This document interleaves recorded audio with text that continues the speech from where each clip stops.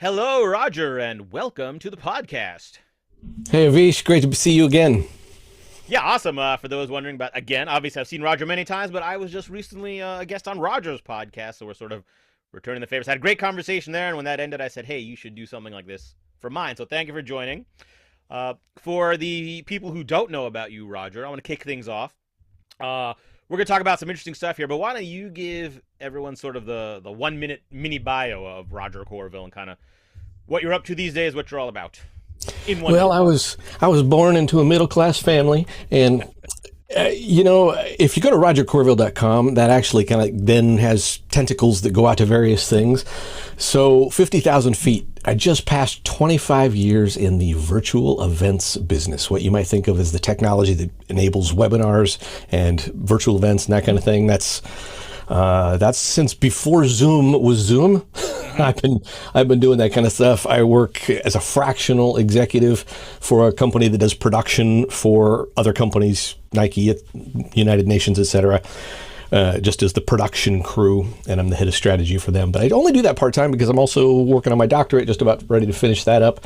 Live near Seattle, and I love habaneros. I'm a bad guitar player. Well, all right then. You gave us many things to talk about here. Let's start with the first, most important one. You love habaneros. You're talking the hot pepper? Bring it. Do you grow them yourself, or do you just go buy them? But in the Pacific Northwest, we don't have quite the same kind of growing season as other places. So I find it, spend a lot of time I think I'm probably into habaneros about $800 a pound if I grow them myself. So. Yeah, that's fair. I love spicy stuff too, and habaneros. And I had a friend who grew them here in Philadelphia, across the river in Jersey, and he had like this big crop. So he gave me a gallon-sized Ziploc bag, and I just kept it in my freezer. And I used to use those all the time, and I loved them. I'd chop them up, put them in my chili and my cheese sauce, and then when that ran out, I just never bought them again myself. So this inspires me. I got to go and kind of habanero it up myself. Do you have an habanero specialty, a special recipe, or a special way you like to use them? No, I eat eggs a lot for breakfast. But yeah, to your point, chilies or various things. I mean, I don't like to blow myself out with the capsaicin and how hot it's supposed to be. I just love the flavor. So. All right, I love it. I use jalapenos in my eggs. Maybe I'll try habanero and really kind of start my day off right. All right. Well, obviously we're not here to talk about habaneros, but I was not expecting that. I'm like, all right, let's learn about that. So you mentioned a few things, and I kind of want to talk about all of it. And I want to start. You said something interesting, that you've been in the virtual presenting space for 25 years. Now, when I start doing that math, 25 years would put us back in 1999. Yep. Which sort of seems like that predates the existence of virtual presenting. So could you, because back then the technology was so much more limited, and so could you just start out by how did you, how and why, and what was the world landscape, the virtual presenting landscape like when you got started in it? Well, I've started multiple companies over my lifetime, kind of a multi-part entrepreneur, and had some successes and some not successes. And I was coming off of a not success. I had applied for some jobs because I had, at the time, a new wife and a new baby. And the one job that had stock options offered me a role, and I ended up there. At the time, they didn't even call it webinars. The word webinar wasn't in existence. They called it internet conferencing at the time. And there were a bunch of different technologies that made that happen. What I found really interesting, and this is right about the dot-com boom, right? So, I mean, they were throwing money at anything that was related to the internet, and it's kind of a wild time. But what I found really interesting, relative to just about anything else in software, because I've been in software for a good long time, was that there was a very real business value proposition. We were connecting people with people. Now, at that time, it wasn't like everything video like it is now. Video that back then was like streaming video, like QuickTime or Real Player and Windows Media Player. I completely dropped those terms from my or blocked it out from trauma. Yeah. And we were happy if people had 56K modems, let alone, the kind of speeds that we appreciate today. But what I found was interesting was, since we were in the production space, is that we were really helping people with something that actually made sense. It wasn't just like, hey, peapod.com that got like $900 million of funding and then went away because they said, hey, we can deliver your groceries, which was before its time. And so I actually bought a book about how to do seminars. Now, of course, it had nothing to do with virtual events or web seminars. Those books didn't exist. I wrote one of the first couple in the industry all those years ago. But then I bought another one, and then I bought another one. I just started adapting those ideas of saying, how does an invitation work? What do we do in a registration process? How do we kick off and fly through and then close up a seminar? And of course, webinar is just a portmanteau for web seminar. And 25 years later, it's history. Well, what I love about this, and it's funny, as I mentioned, you and I spoke, and I'm like, you have such interesting content and story, and let's get you on my podcast too.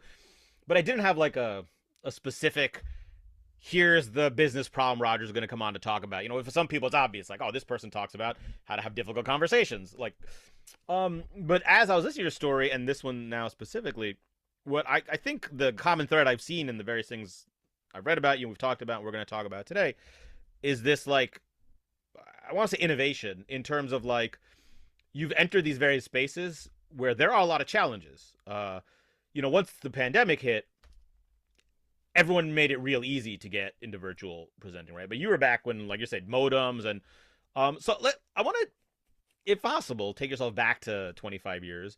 And what was the mindset? Like you said, you were kind of in between to jump into something else, and this is just like, there are obviously huge hurdles to presenting virtually. And you went about how to, you learned, you bought the book on just general presenting, but do you remember what, like, with the internal dialogue you would agree about, like, did you not look at it like everyone else and say, all right, video can't stream online, this is dumb, this is impossible? Like, what was kind of your thought process looking at this giant challenge of figuring that out? Well, I think my first job in the computer world was in 1992. And first job in software was about 1993. So fast forward, so I've been thinking about the nature of an impact of software for a while. And of course, by the time you get to 99, 2000, there's software as a service and this web conferencing stuff. And interestingly, that company ended up getting acquired by a Silicon Valley company that was then acquired by Microsoft, which is how I ended up at Microsoft. And at the time, Microsoft's travel budget was $1 billion a year. They acquired the company that I was working for $200 million, meaning if they could save 1 out of 5 business trips, they'd have the thing paid for in a year, right? So there was, there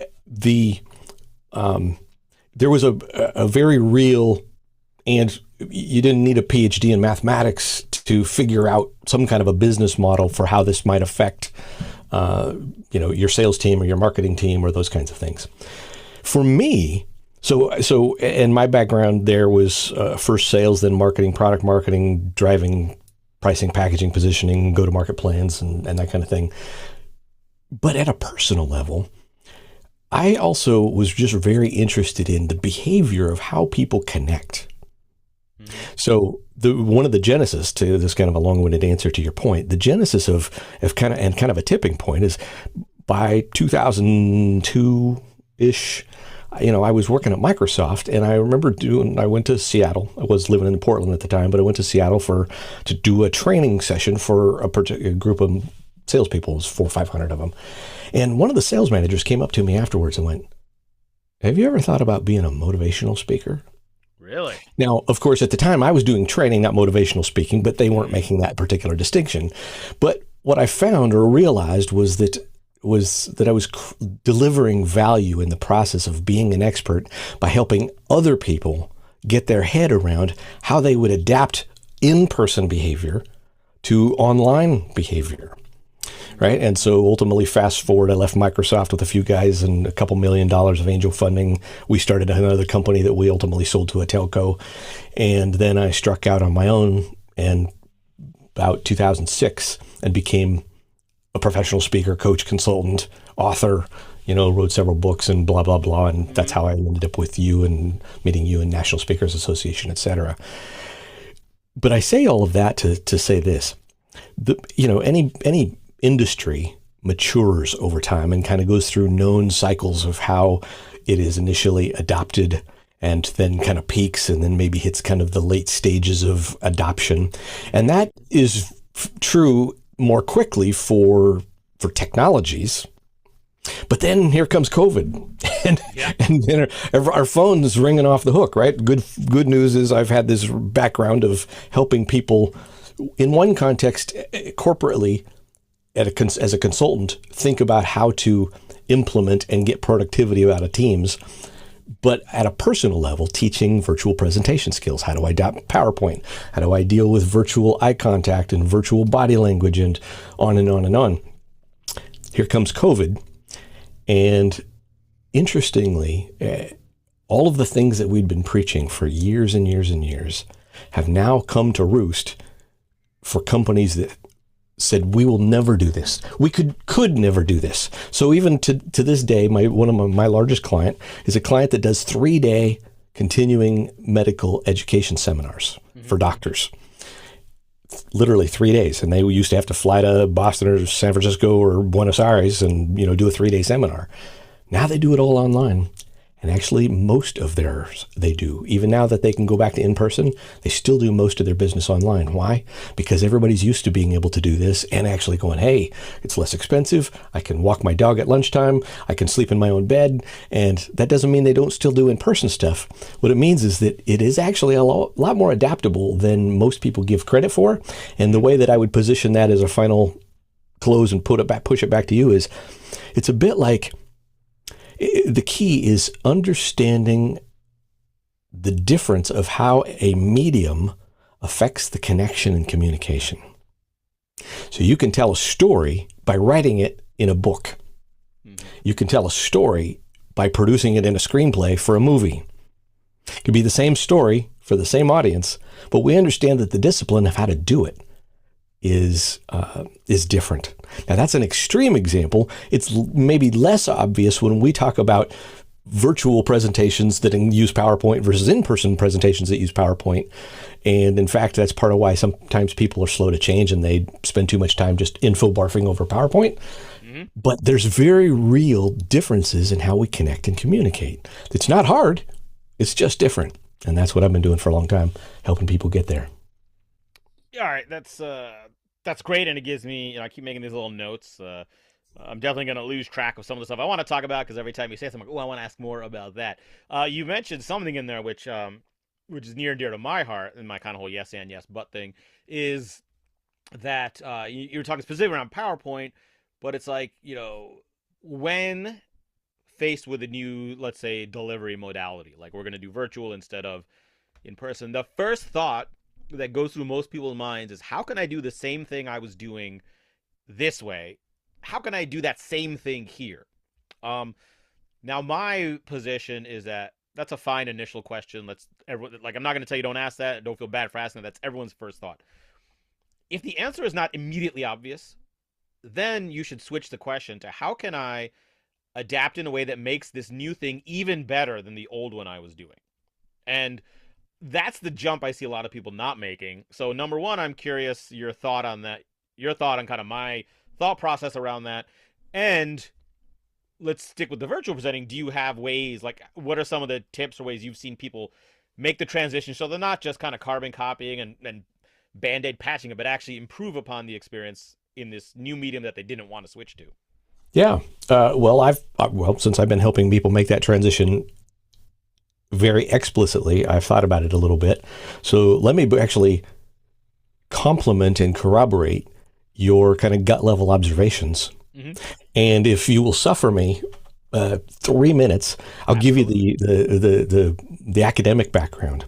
So in the 70s and 80s, you began to see, the earliest explorations into the academic discipline of distance education actually started back like 60s and before, even if some of it was like correspondence courses and that kind of stuff. But the very earliest video conferencing was actually produced in the early 70s by AT&T. We just didn't become commercial for decades after that.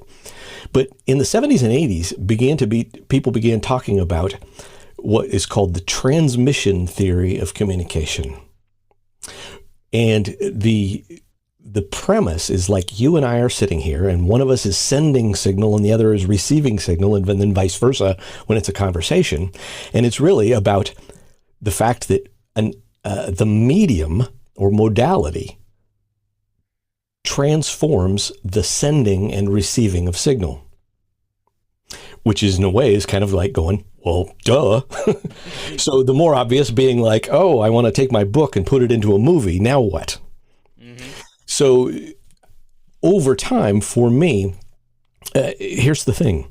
What I observed, and then this sent me on the academic exploration, was that sometimes it's a resistance to change, but people notice, psychosocially, they notice what they lose before they notice what they gain.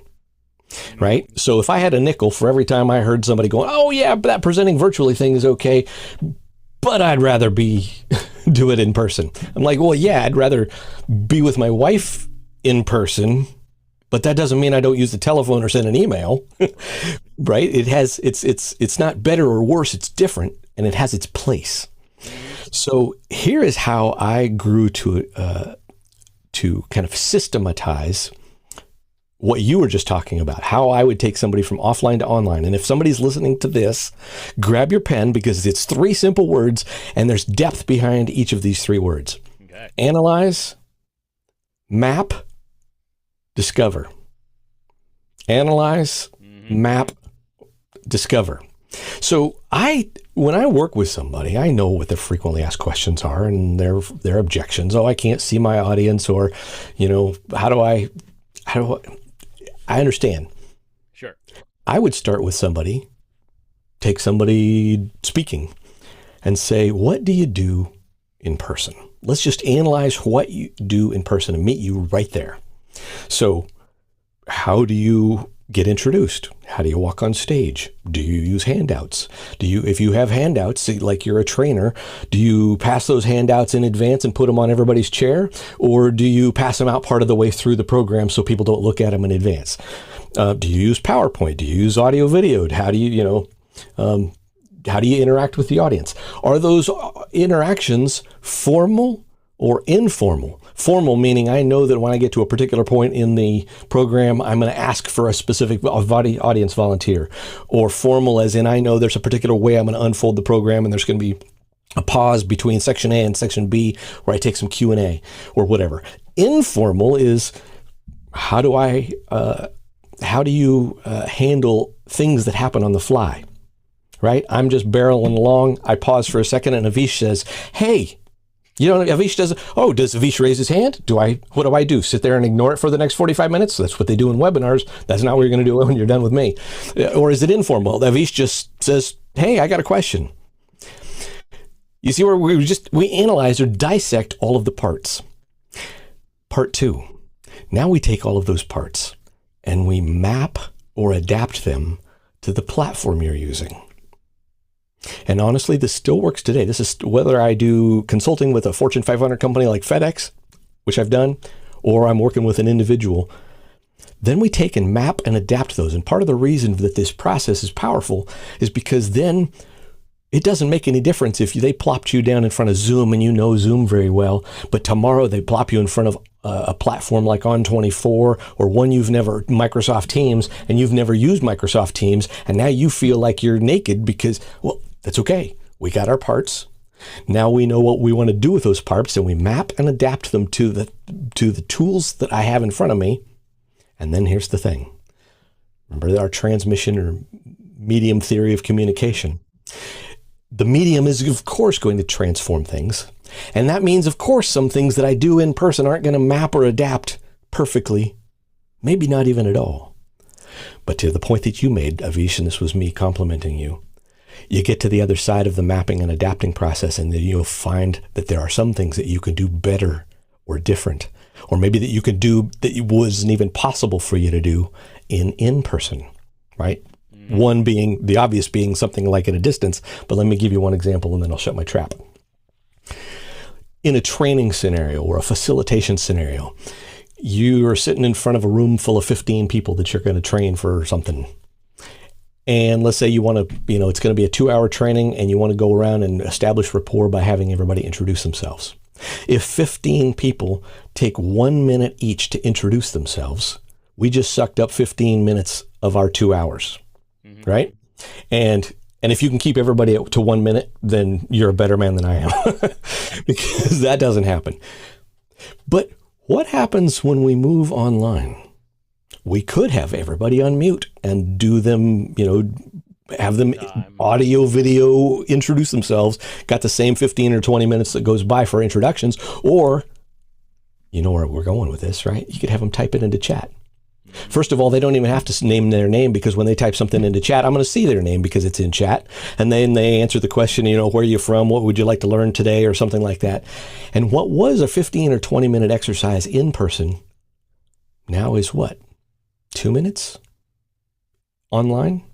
And the reason is, psychosocially, is one can only be sequential because of the nature of the space being in the same space, right? Otherwise, we're talking over each other if we're in person. But online, in a way, when we type into chat, it's instead of being sequential, it can be simultaneous because everybody's in a sense talking at the same time, but not in a way that disrupts us, right? And we're already used to that kind of communication on LinkedIn or Facebook or Twitter or X, right? So now we can see each other's stuff. As a presenter or facilitator, I could even, look at stuff and go, oh, Julie says, and Avish says, and Pradeep says, and oh, Kylie makes a good point. Mm-hmm. And now we just took 15 or 20 minutes and turned it into 2 or 3 minutes. Is it right or wrong? No, it's different. Because of the change of medium.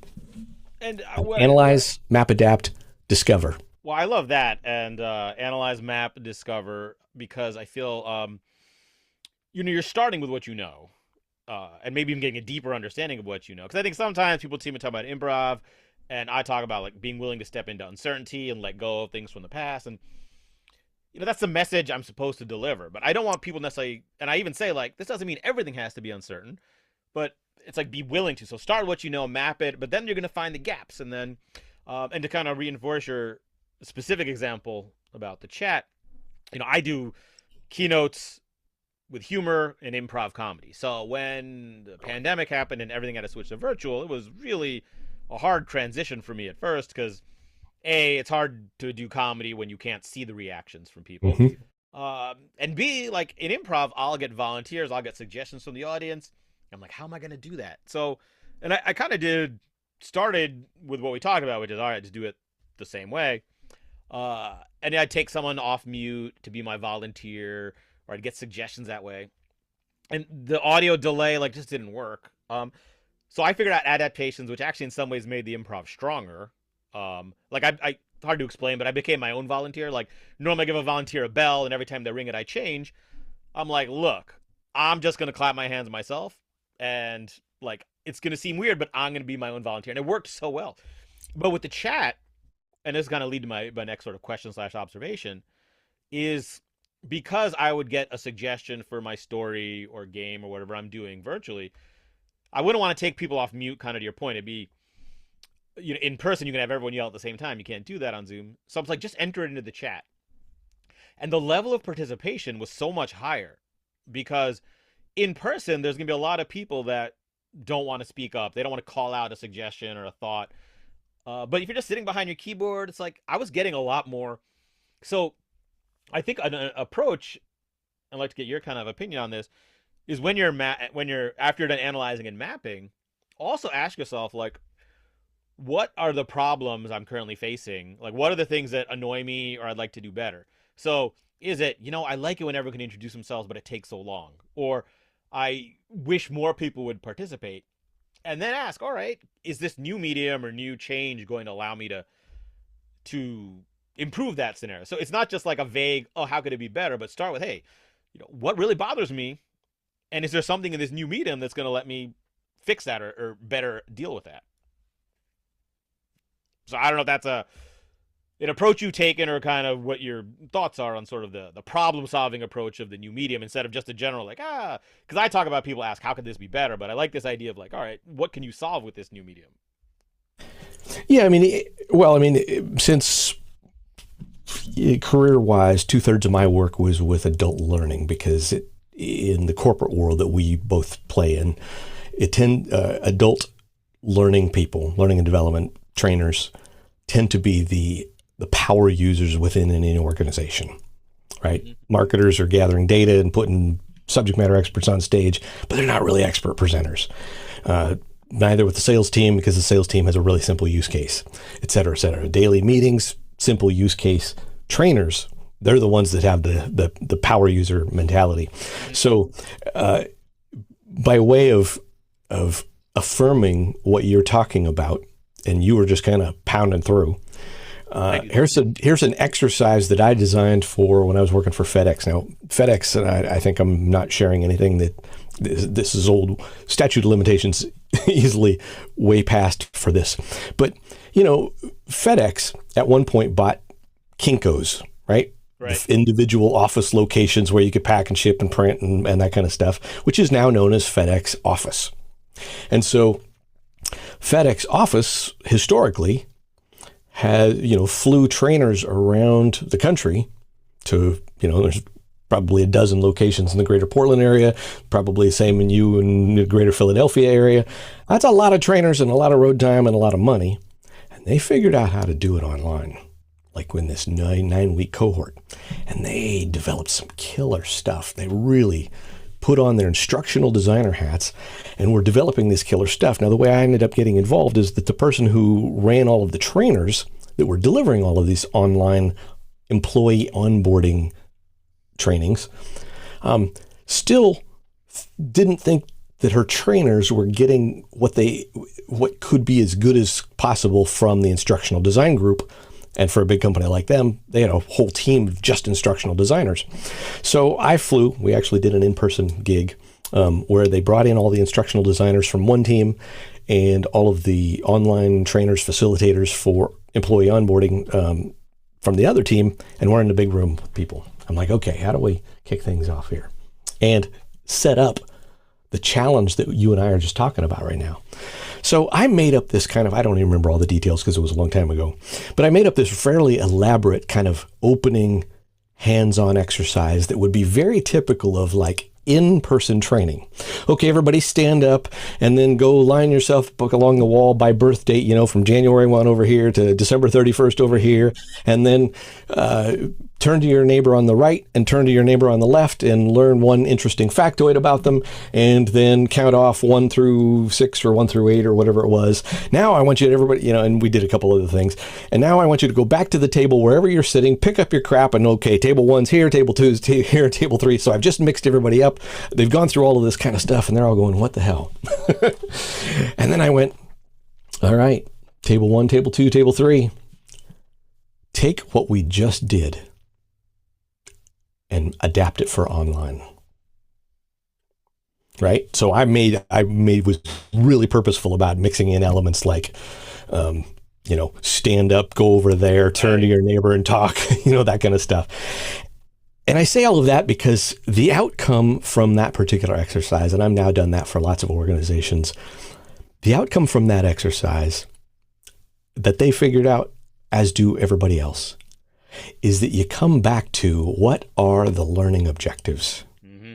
And now, do I have to do that part of the exercise that way? Am I just used to doing it that way because that's how we've always done it? Or do I have to do it that way? Or might I come up with a different way of doing it to reach the same learning objective? And while that might seem super obvious, even a bunch of people in a power user setting didn't immediately go there in terms of thinking, wait a minute, let's separate out what are our learning objectives? How are we getting, we're at point A, we want our learners to get to point B. Now, how do we get them there? And ultimately, they actually came up with some creative solutions for how we did all that crap. But more importantly, the point wasn't even how do we do that in-person exercise online. The point was, how do we get to people to success with regard to the learning objective? So, yeah, there's a whole meta thing here I think we can get into, which is obviously because of your background on the topic is very interesting. We're talking about translating real world in-person stuff to virtual. But I think for any change, it's the same sort of meta process of instead of immediately saying, all right, like, here's what we need to do, it's starting with like what's the big picture goal and why do we want to do that? And then working back down and say, oh, is that really the best way in this new format? And I think that can really happen in any change. It could be a switch to virtual. It could be we've got a new team, or oh, there's a new regulation came in. So it is just a general, like what you certainly adopted from a long time. It's just kind of a general approach to change, not just technology and virtual presenting.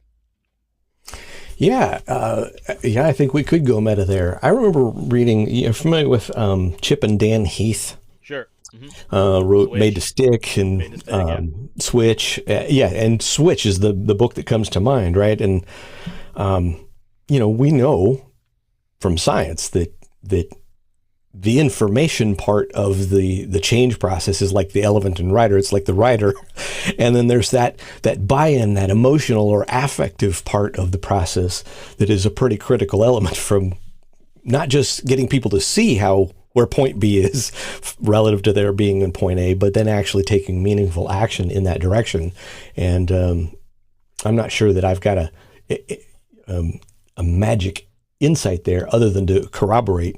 I think you're right. I think taking a step back and going, hey, how do we help involve people and not just preach at them? That, like, without a magical insight, you've been doing this for a long time. There's probably still people resisting, but I think at this point everyone's like, all right, Zoom, Teams, whatever. But you've been doing this for a long time, so you probably, and especially in the early days, but even probably as recently as right before COVID, right? That's probably when the resistance really had to come down. But you probably faced a lot of resistance in people, maybe the client hired you, but the actual people who had to use it might have been resistant. This will never work. I don't want to learn this new thing. So how did you, what were your sort of best practices around overcoming the change resistance you'd feel on people, before it became ubiquitous for everyone to have to get online or on Zoom and virtual? Yeah, no, that's fair. And I think there's a nuanced answer based on what era in history, since I go back to and Moses $5. So funny story, as long as we're there. So when we left Microsoft, 2004, we left Microsoft and we started a company, and one part of the company did the virtual event production, meaning you could outsource to us to do the production work, just like you could outsource AV production when you want to put on an event at a local hall. The other part of the company did what we called training and adoption. Now, oftentimes people in the corporate world think training and adoption are the same thing, and or training is just pushing about a bunch of information out of people. Anybody in the corporate world knows what it's like to have some new change initiative come down. You get an email from IT saying, here's your new login, and they think their world is done, right? Mm-hmm. Next level up is, okay, maybe there is some training with regard to how some of this works, which is a form of knowledge transfer and whatever. But really, at the end of the day, your issue is adoption, as in behavior change, as in not just even do I know how to do it, but am I implementing it in fact, maybe even to the top level, am I implementing it in a manner that drives some kind of value, top line, bottom line, or whatever. So one of the things that we did early on was, we would be brought in by large telecom companies who were now selling this out stuff, right? So they were licensing the technology from Microsoft or something like that. They would not only have to roll it out to their own 2,000 employees, but now they are now selling it or reselling it into the marketplace because, well, they've been selling audio conferencing and now they're adding to their portfolio of stuff. So we're working with this one European client and we finally closed the deal, but interestingly, the senior VP that we had to communicate with to close the deal, who ran the division that we were trying to get into, would get email to his assistant. She would print the email, come into his office. He would dictate back to her the answer, and then she would return the email. That was literally part of closing a deal this early on. You know what? I think to be a little more contemporary and perhaps a little more helpful, I think it's useful to understand what they started studying in the 60s called the diffusion of innovations. You don't have to go look that up. Jeffrey Moore popularized it in his book Crossing the Chasm in like the early 90s. And it's to realize that there is a spectrum from visionaries who just love to dig in and take things apart and put them back together and take them apart, to early adopters, to, an early majority, to, and it's kind of a big bell curve. And then at the other end are the late adopters and those who just will frickin' not make a change unless they're absolutely forced to, right? Yeah. And the truth is, all our organizations have something like that, right? So thinking about people in some monolithic way with regard to their relationship with technology actually even transcends things like psychographics like age, right? We often think of people's adoption of technology different based on whether they're traditionals or baby boomers or, Gen X, millennials, Gen Z. But sometimes it's just a function of a psychographic based on something that might just be summed up in term you might have heard, digital natives versus digital immigrants. Sometimes there are older people who are digital natives and they've been in it for a long time. And sometimes there are digital immigrants, meaning they've been staying away from this stuff as much as possible until they finally just got forced into a change. I'm not sure that's any particular magic insight other than to realize that if you're talking about it at an organizational level, thinking about it monolithically, like, okay, we're going to implement this new project management system. Here's your instructions. I mean, you could just talk softly and carry a big stick, or you might think about it at a little more human level. Yeah, and I think a lot of people do think about it with the big stick and just like, well, there's a change you got to do, so get on board or get out. Or, but yeah, I think humanistically and actually listening to people and realizing it's funny. Like you talk about the printing the emails, and that was my dad up until not that long ago. He would print out the emails, and we're like, "What are you doing, Dad?"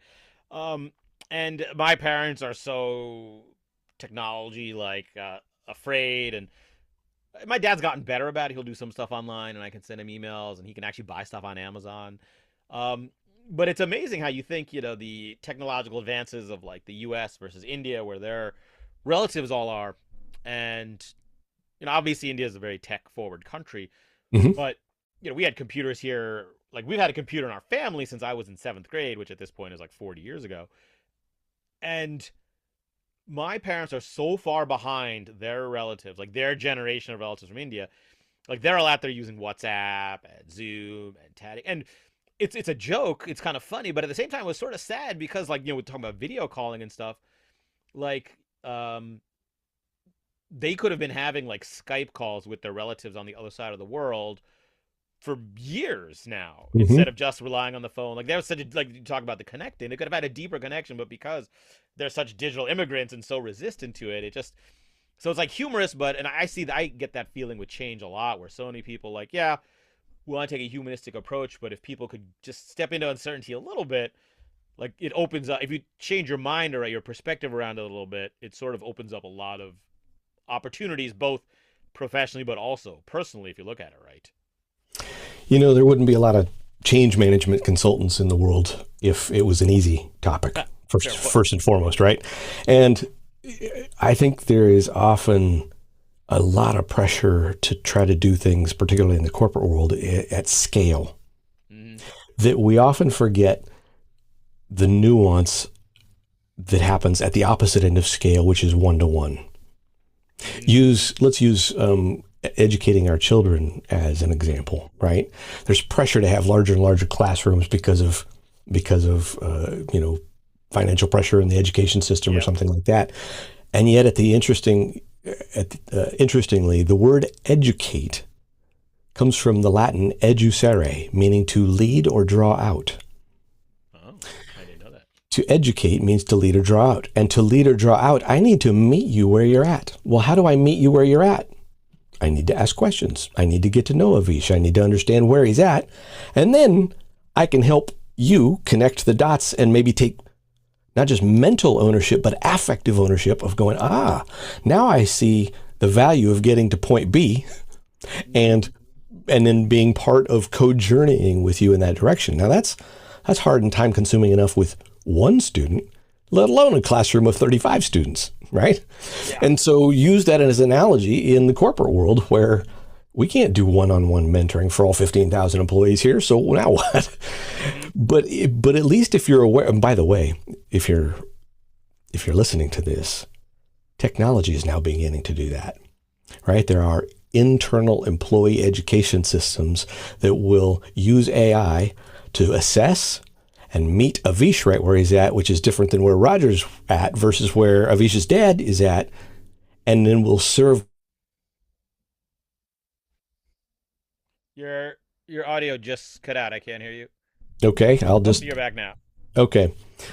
But it will, technology can implement, can help do mass one-to-one individualization and personalization.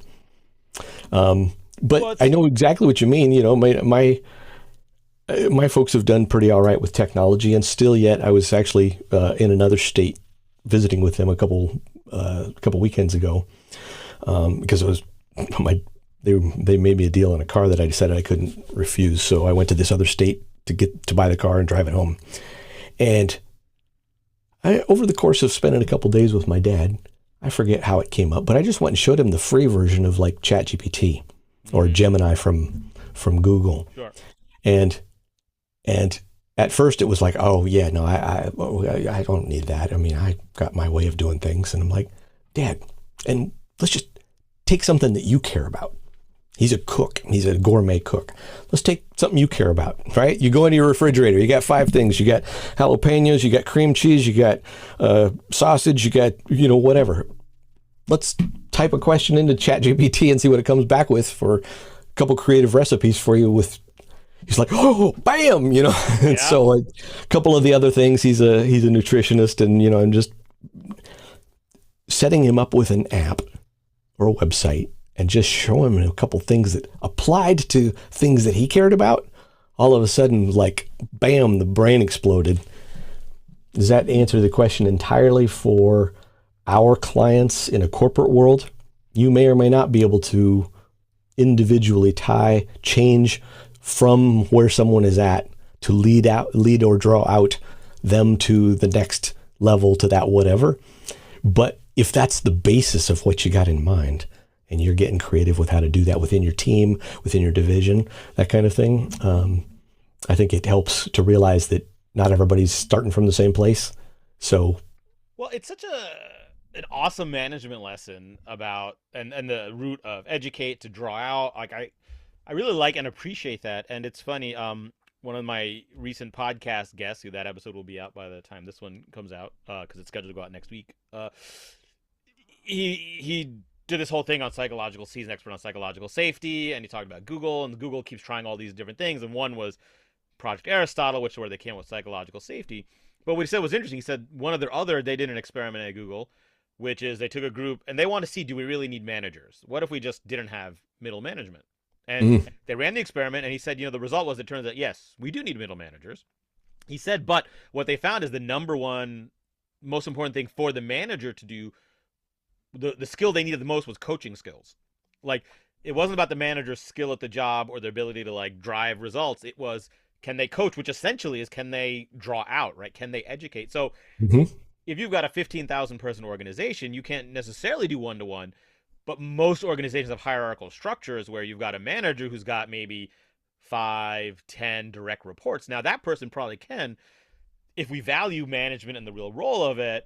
So I think it's not just one-to-one mentor. It's like, when you're looking down, what is your, and again, the meta question, like, what is your real goal and job here?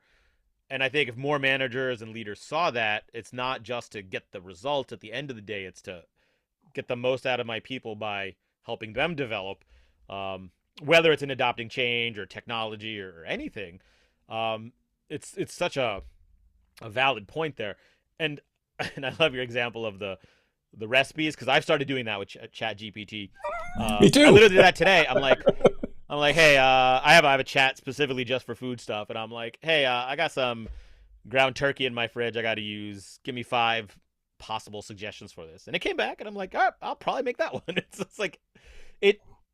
So, as a person who works with creativity and teaches creativity, sometimes just that like blank slate is so hard to overcome. And AI now is the new thing is like it's just such a useful way of getting started. Like I don't often do what the chat GPT tells me, but it gets me over my procrastination, and then I take what it gives me as my kind of spark to get running. And I kind of want to build a love as we're kind of coming to the end here, whether it's AI or virtual or you strike me as a person who when is at like a precipice of a decision, you don't shy away from moving forward because it's going to be hard. And I want to talk a little bit about your latest thing, which I always find fascinating because usually for me, when by the time I get the kids down, it's like 7:30 at night. All I want to do is watch TV and go to sleep. I got no energy to do anything else. But you have, I don't know when, I would say recently, you've got your business, you got your own thing, your fractional C-level person, executive.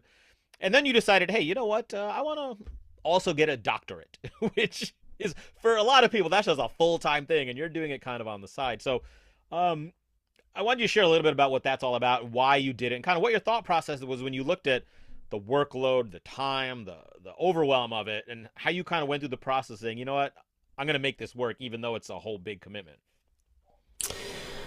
Well, since I've already confessed that I've been in the industry that I've been in for 25 years, I'm either 30 years old and started when I was 5, or I'm a little closer to midlife now.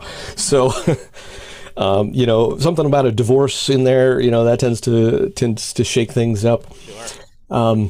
There's science that actually shows that the nature of our intelligence evolves over time. And I'm not calling myself intelligent. I'm saying that it is in the first part of life when we are most adept at growing in what we might think of IQ and EQ kinds of intelligence. Mm-hmm. But in the latter part of life, your intelligence shifts to more of an EQ wisdom sort of intelligence. And somewhere along the way, particularly since I wrote books and consulted and trained, and I was kind of the subject matter expert in whatever I happen to be working on, I just decided that I wanted to spend more time working with people on things that, from my perspective, were more important than Zoom and PowerPoint. Right. So I went back to seminary and started working on my doctorate in ministry. And, I spend a lot of time, for instance, one of the things I've done for several years now is work with guys that are in addiction recovery residency, where they go into like a 2-year recovery program to, because they're coming off the street and getting off drugs and whatever. And that doesn't make me a counselor, but it's impactful at a different level, right? In the place where you're making a difference and contributing. So whether I end up being a church pastor or a seminary professor or something like that, to me is less important than the application of that. Mm-hmm.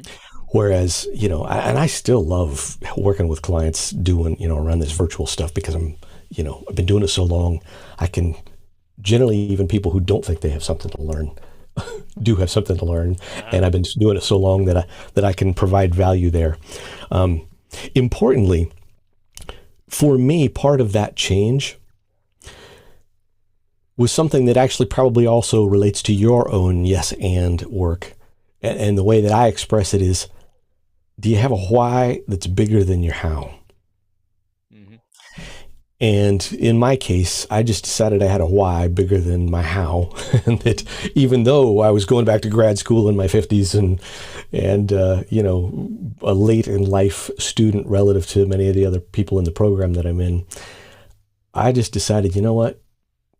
God willing, I'm going to wake up 10 years older 10 years from now anyway. So I'm just going to get on a path and keep on going. And maybe I'm just enough of a geek so that, reading books and writing papers is something that I actually take some enjoyment in, but it has a purpose. So now I'm done with all my classwork for my doctorate. I'm now working on the thesis phase, and then there's a research project. And frankly, there are times when I'm a little beat down because I feel like I've bitten off more than I can chew. But I also know we all have been there in the corporate world too. from startup to Microsoft, there plenty of times it's like you get some new number and say, wait a minute, that's how much business we're supposed to do in the next 3 months. How the heck am I going to generate that many leads or that much business or get that product or project done? And at some point, it might be a little oversimplistic, but it came back for me to having a why that's bigger than your how. I love it. That is it's in my kind of verbiage. It's identifying what you want to say yes and to, so then you know what you can say yes but to. It's like you're gonna have to say no and yes but if you don't take the time to figure out what's really important to me, and that's what I want to say yes to, then you're gonna say yes to everything. So I think that's a great kind of final little thought there, because we're kind of to the end of our time anyways. But yeah, really find your why that's bigger than your how. And again, I don't know how you felt, and I still feel like I'm in that process. I've been spending a lot of time trying to figure out what that is for me, because I love presenting, I love speaking, but I've got, in terms of like inner motivation, I'm still kind of figuring out what that is. So I just want to say, for me and for a lot of people, I think it's a process. I think sometimes people get discouraged because like, well, I don't have my why, so I guess I'm just going to go back to doing things the same way. Was it something that sort of percolated in your brain for a long time before you really were ready to act on it, or was it more like you're just like, oh yeah, this is what I want to do, let me go do it? Oh, quite the former, my friend. That was a long, painful process. I've done every psychometric test from StrengthsFinder to Big Five to, all of that. There was a lot of self-discovery along the way because there were a lot of side roads. I mean, I'm just naturally curious and found a lot of things interesting. And for me, one of the struggles that I had, and frankly, I think this is true for a lot of people, it's that we live in a culture, at least here in the West, that frankly often tells you to go inside yourself. What do you really want, and that kind of thing. Mm-hmm. And yet, interestingly, and this kind of relates to my doctoral work in relational spirituality and the relationship to attachment theory, but I would argue that the only way we really know ourselves is relationally. Meaning, I can only observe myself so well, and there are some people external to me that can provide me feedback on me in a way that I couldn't ever, no matter how much personal reflection right? I mean, anybody who's married probably figured that out in one way or another. And so I think we're actually made for connection and relationship. And so part of that wandering for me was a lot of self-determination, head down, writing in my journal, and trying to figure stuff out in a way that could have been a lot more efficient if I had been smarter 30 years ago. Yeah, I was just on a call with a person who basically was like a networking. They saw me speak. They just want to learn a little bit about my story. And so I share with them, like, and I share this in my keynotes a lot of time, is I've done improv for 30 plus years now, and I love it, and that's kind of been my living. When I first was introduced to the idea of improv comedy, it was a friend in college saying, you should do improv, you'd be good at it. And I said, yeah, but it's not for me. Yeah, but I wouldn't be good at it. And it was his nagging that eventually got me to just go see a show, which I had never done. I was like, oh my God, that looks so much fun.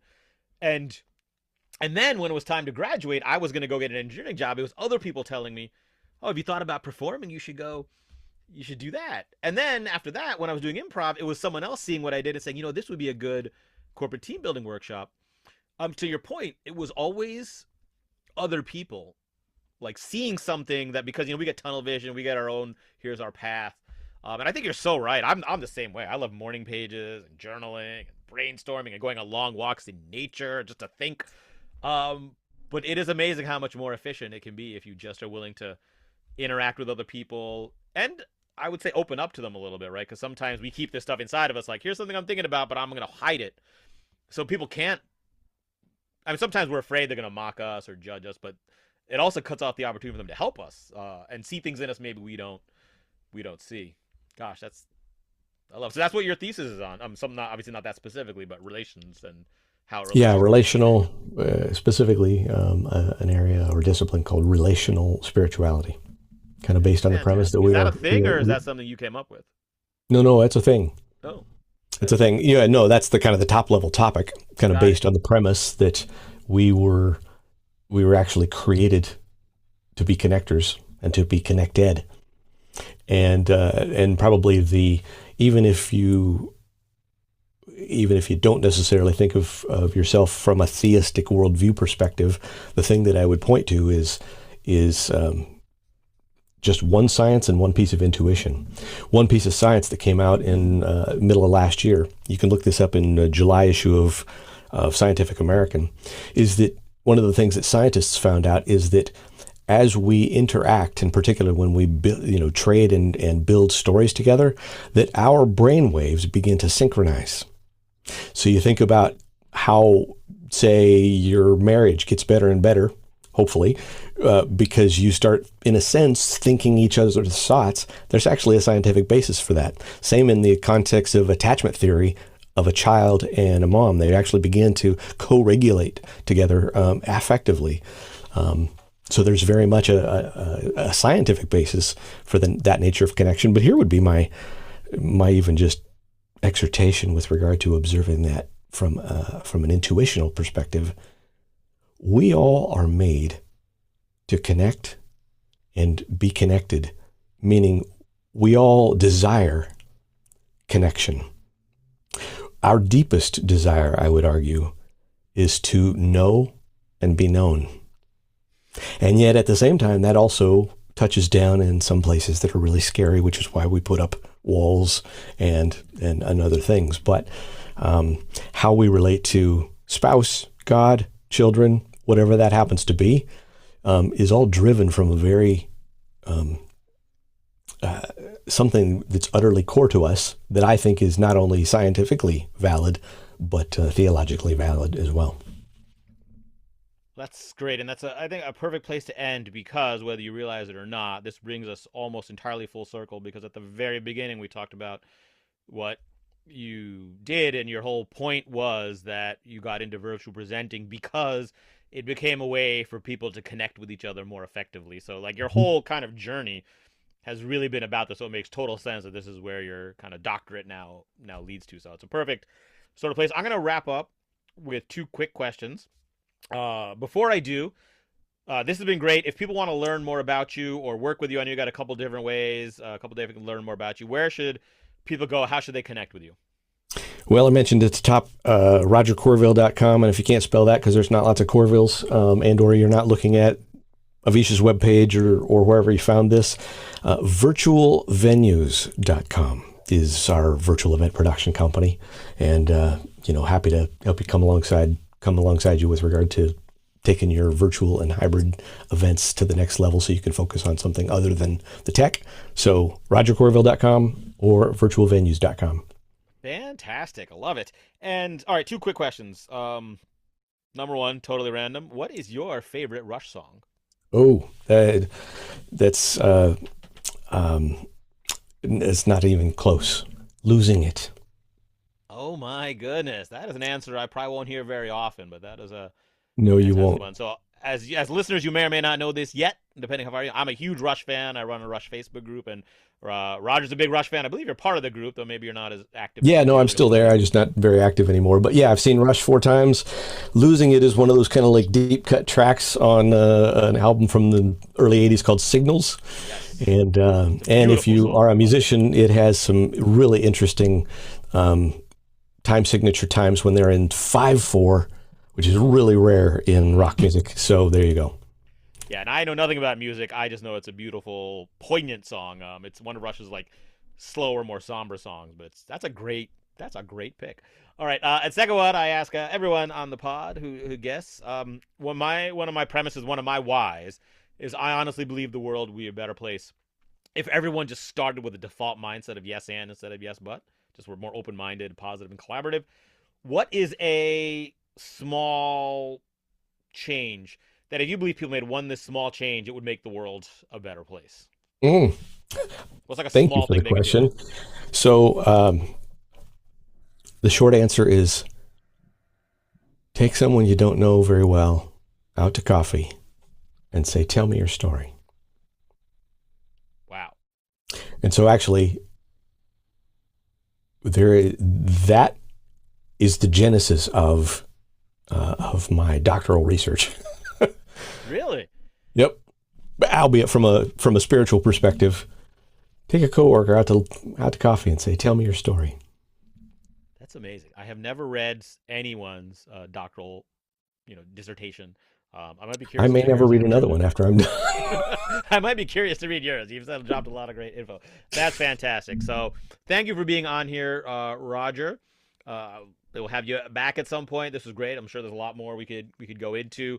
And thank you everyone for listening. Be sure to check out rogercourville.com and virtualvenues.com. And if you want to make the world a better place, go find someone you don't know, take them out for coffee, and ask them, tell me your story. Love it.